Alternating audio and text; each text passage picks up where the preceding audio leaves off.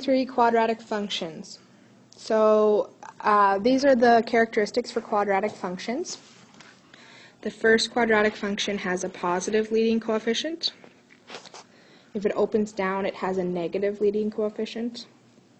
So this last one also has a positive leading coefficient. So you can refer to this chart to figure out anything that you need to know about quadratics. Okay, for the following graph, we want to find the degree, the shape, the number of x-intercepts. We want to find the x-intercepts. We want the y-intercept, the end behavior, domain, range, and turning points. So for our degree, since it's a parabola, it's a degree of 2, and our shape is parabola. There are two x-intercepts. It crosses here and here.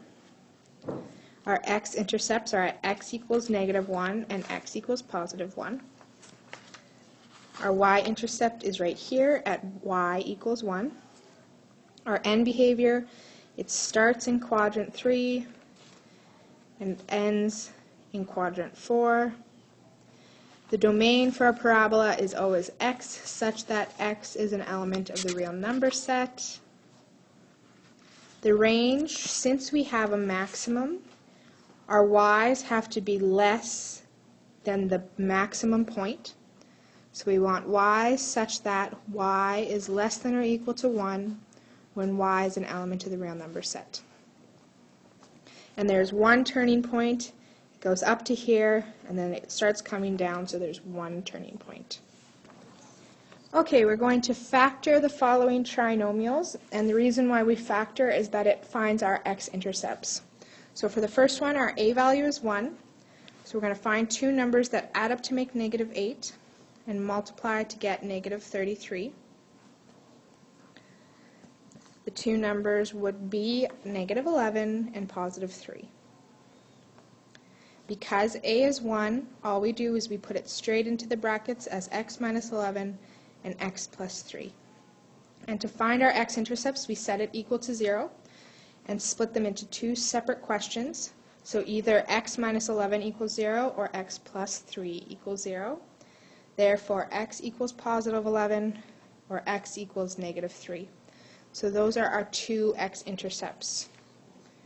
Okay, for this one, our a value is 6. So when we add up our numbers together, it still equals the number in the middle, which is -1. But when we multiply, we have to multiply a times c. So it has to multiply to make -12. And our two answers would be -4 and +3. Now, because a is not 1, you cannot go straight to the brackets. So what you have to do is you need to split up your middle term.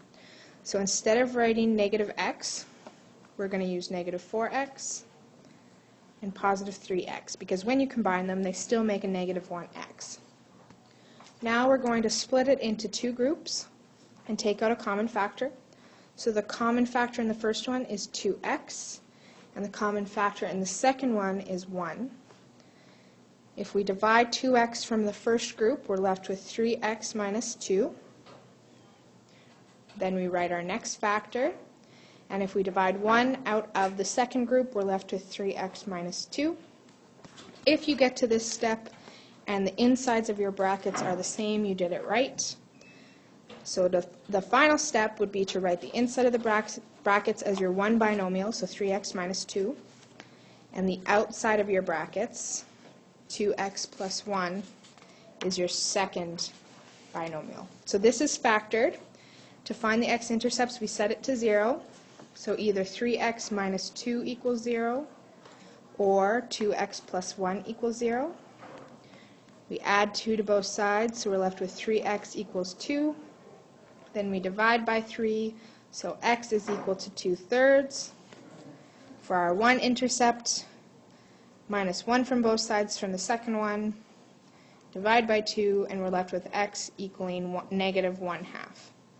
So those are our two x-intercepts. Another way you can find your x-intercepts is to use the quadratic formula. So to use the quadratic formula, you need to make sure all of your variables are one side. So first we have to minus 7x So we're left with 6x squared minus 7x minus 3 equaling to 0. Our a value is 6, our b value is negative 7, and our c value is negative 3.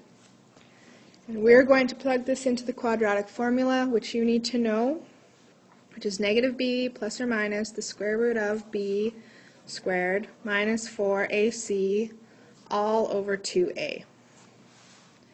So you just plug in all your variables. So x equals negative 7 plus or minus the square root of negative 7 squared minus 4 times 6 times negative 3 all over 2 times 6. Now what I would like you to do when you type it into your calculator, the best way to do this is to first simplify underneath the radical. So a negative 7 turns into a positive 7 plus or minus. So now I would type in 7 squared minus 4 times 6 times 3. You might want to put this in brackets when you type it into your calculator. If you type it improperly, you should get 121 underneath the radical sign. And on the bottom we have 2 times 6, which is 12. Now we're going to continue simplifying. So 7 plus or minus the square root of 121 is 11. So we have two possible answers. We have 7 plus 11 over 12 or 7 minus 11 over 12. 7 plus 11 is 18 over 12. Simplified is 3 over 2.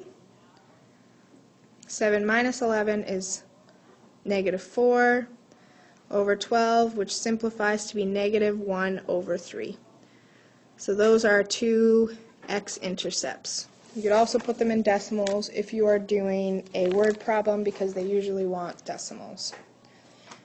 Questions? Okay, we want to find for the following the degree, shape, number of x-intercepts, all that other stuff as well. So first, the degree is easy. It is 2. That means that it is a parabola.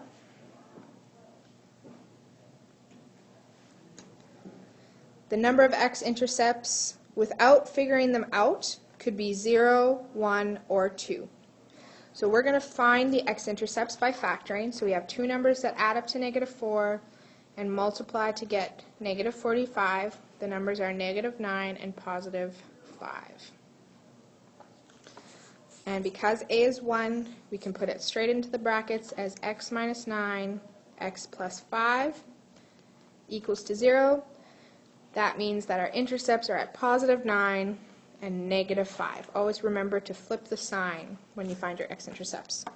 So our x-intercepts is 2 of them at x equals 9 and x equals negative 5.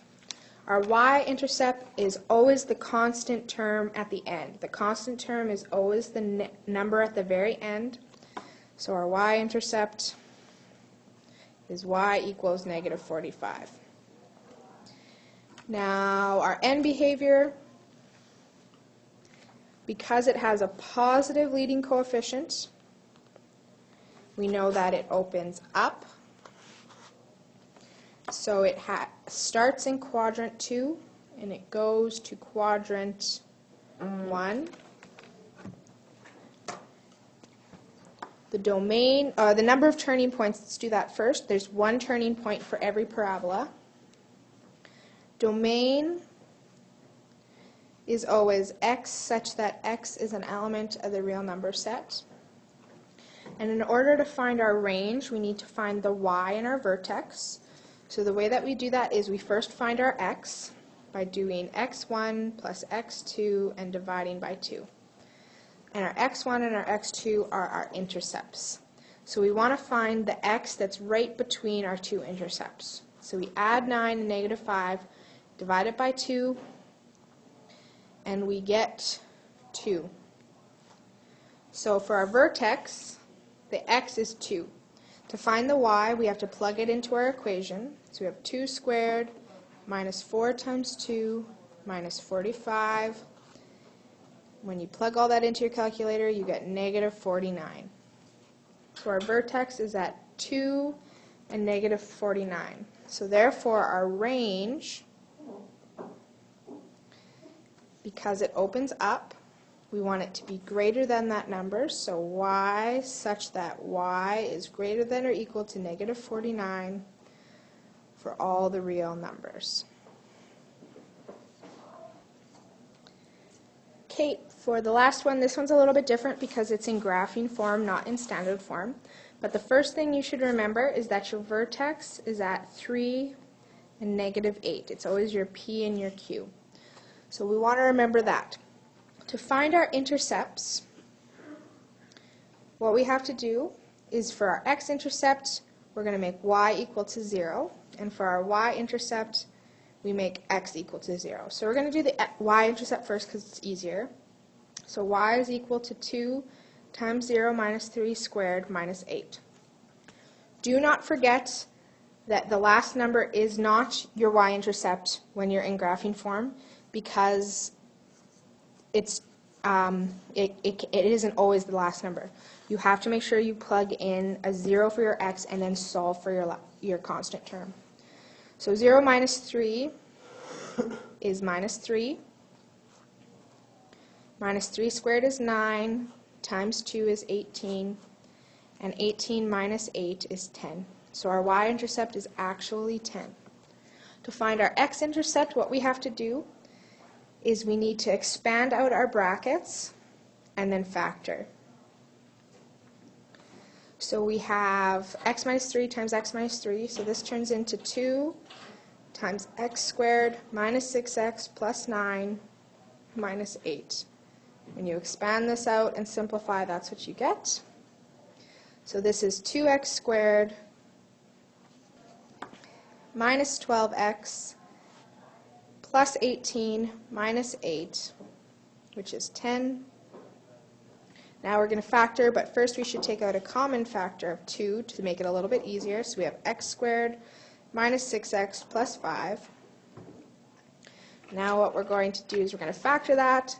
So we have two numbers that add up to make negative 6 and multiply to get positive 5. Our numbers are negative 5 and negative 1. So you have x minus 5, x minus 1. So therefore our intercepts are x equals positive 5 and x equals positive 1.